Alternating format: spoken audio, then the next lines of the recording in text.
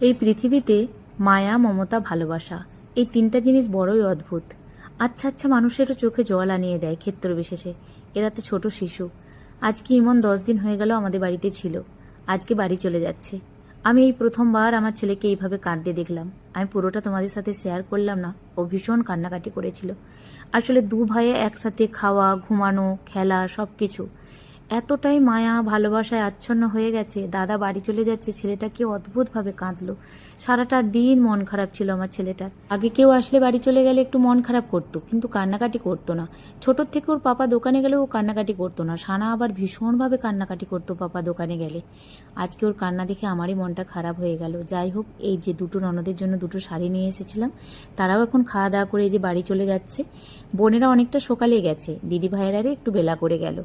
আর দেখো তারপরে আমার বাড়ি ঘরের অবস্থা কীরকম হয়ে আছে, এগুলোকে সব আমি এখন গুছাবো ভালো করে, সুন্দর করে। আসলে এগুলো গুছানোর মাঝেই আমি রান্নাটা করছিলাম। রাজবাবু এমন একটি মাছ নিয়ে এসেছে, বেশিক্ষণ একে বাইরে রাখা যাবে না, মৌরলা মাছ। তো সেটা ভাজা করে আমি ভাত আর একটু মৌরলা মাছের আম দিয়ে আর কি তরকারি করেছি। বাদ বাকি আমি মটর চালিয়ে জল ভরেছি, এখানটা সুন্দর করে পরিষ্কার পরিচ্ছন্ন করে নিয়েছি। আপাতত এখানের কাজ কমপ্লিট।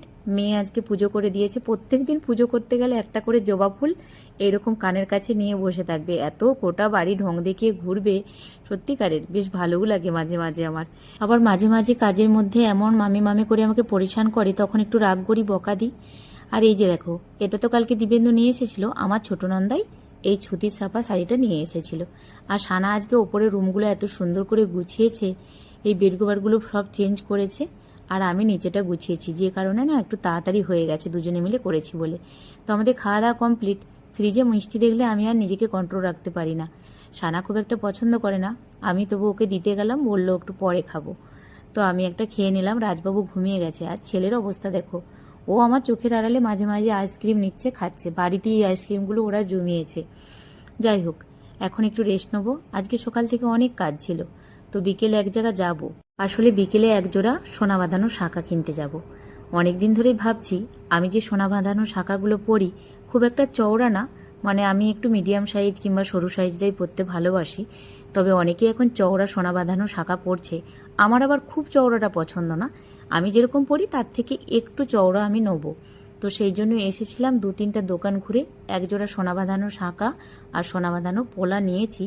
তবে এখন তোমাদের সাথে আমি ডিজাইনটা শেয়ার করব না, যখন সোনা বাঁধানো হয়ে যাবে, রেডি হয়ে যাবে, তখন তোমাদের সাথে শেয়ার করব।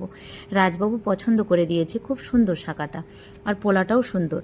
যাই হোক, আজকের ভিডিওটা এই পর্যন্ত। আজকে আসি, টাটা।